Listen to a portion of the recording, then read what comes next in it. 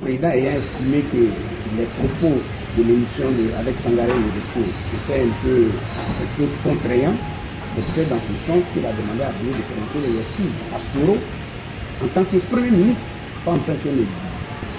Je me rappelle que Tagro, paix à son âme, aussi avait fait une sortie qui était jugée violente par le code de bonne conduite, et le président aussi a interpellé Tagro pour qu'il présente ses excuses à Soro en tant que Premier ministre, pas en tant que Soro.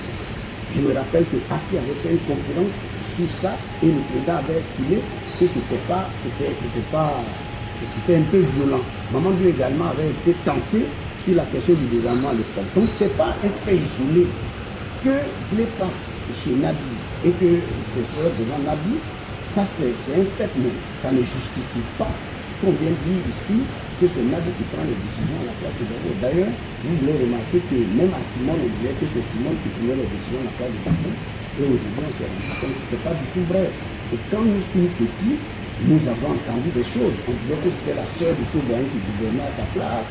Avec le président Ouattara, on dit que c'est Madame Dominique Ouattara qui dirige le pays. Donc il y aura toujours ce genre de propos sur les épouses des chefs, sur les épouses des chefs. Et je pense qu'un homme doit écouter sa femme, quelquefois sa femme, parce que les femmes ont des sens que nous n'avons pas. Un homme doit écouter souvent sa femme avant de prendre des décisions. Donc si ça s'est passé ainsi, je pense que Blé n'avait pas tous les détails, et quand on n'a pas les détails, il faut demander.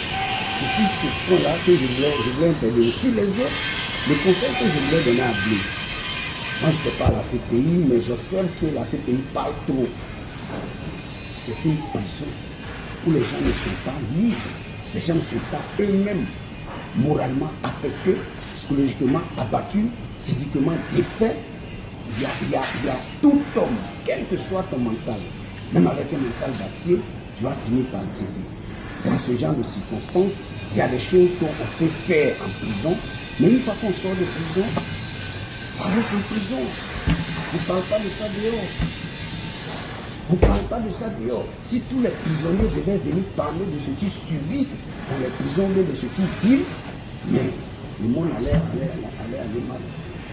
Donc, je pense que je suis un enfant qui a la culture de l'Académie du bois sacré.